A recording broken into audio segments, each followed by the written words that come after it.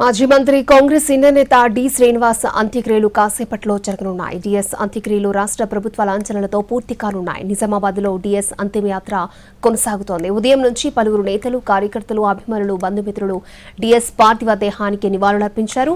DS నివాసానికి వెళ్లి ఆయన పార్థివ దేహానికి నివాళులర్పించారు సీఎం రేవంత్ రెడ్డి.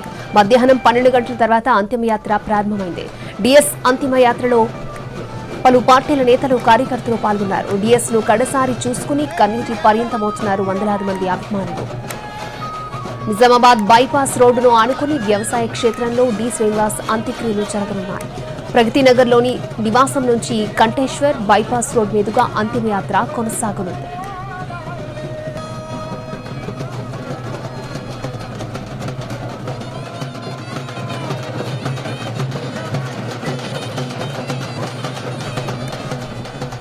కాంగ్రెస్ సీనియర్ నేత డి శ్రీనివాస్ కు నివాళులర్పించారు సీఎం రేవంత్ రెడ్డి. హైదరాబాద్ నుంచి హెలికాప్టర్లో నిజామాబాద్ కు వెళ్లారు. డిఎస్ పార్థివ దేహం వద్ద పుష్పాంజలి ఘటించారు.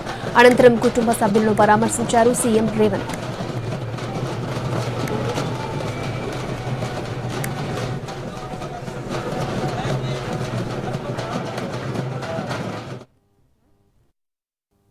గారి యొక్క పనితనము, వారి చొరవ, శ్రీమతి సోనియా గాంధీ గారికి వారికి ఉన్న అనుబంధము మనందరము గుర్తించి, అదేవిధంగా డి శ్రీనివాస్ గారు మధ్యలో కొన్ని అనివార్య పరిస్థితుల్లో పార్టీకి దూరమైన సెంట్రల్ హాల్లో డి శ్రీనివాస్ గారు ఎదురుపడితే శ్రీమతి సోనియా గాంధీ గారు, ఎందుకంటే నేనే ప్రత్యక్ష సాక్షిని, సీను హవారియు అని డి శ్రీనివాస్ గారిని పలకరియడం జరిగింది.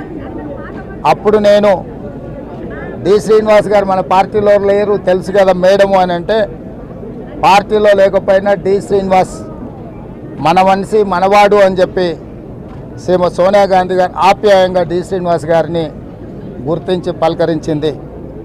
ఆ తర్వాత డి శ్రీనివాస్ గారు నాతో మాట్లాడుతూ తిరిగి కాంగ్రెస్ పార్టీలో చేరాలనుకుంటున్నాను అని వారు ప్రస్తావించారు. నేను అడిగిన పెద్దలు శ్రీనివాస్ గారిని, మరి ఇప్పుడు మీరు రాజ్యసభలో ఉన్నారు, తిరిగి కాంగ్రెస్లోకి వస్తే మీరేమైనా పదవి ఆశిస్తున్నారా అని అంటే వారు ఒక్క మాట అన్నారు, నాకు ఎలాంటి పదవుల మీద వ్యామోహము, ఆశ లేదు. చిన్న కార్యకర్త నుంచి పిసిసి ప్రెసిడెంట్గా, మంత్రిగా ఎన్నో రకాలుగా కాంగ్రెస్ పార్టీ, గాంధీ కుటుంబం నన్ను ఆదరించి అవకాశాలు ఇచ్చి ఈ స్థాయికి ఎదగడానికి ఉపయోగపడ్డది. నేను చనిపోయినప్పుడు నా మీద కాంగ్రెస్ పార్టీ జెండా కప్పాలన్నదే ఏకైక కోరిక అని చెప్పి డి శ్రీనివాస్ గారు ప్రస్తావించడం జరిగింది.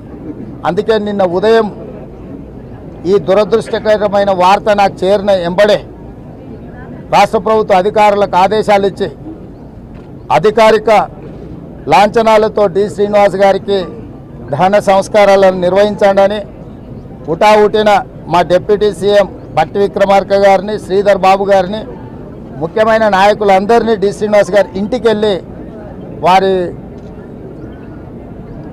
పార్థివ దేహం మీద కాంగ్రెస్ పార్టీ జెండా కప్పి కాంగ్రెస్ పార్టీ తరఫున వారి యొక్క చివరి కోరికను నెరవేర్చే బాధ్యతను మా మంత్రివర్గ సహచరులకు ఇవ్వడం జరిగింది.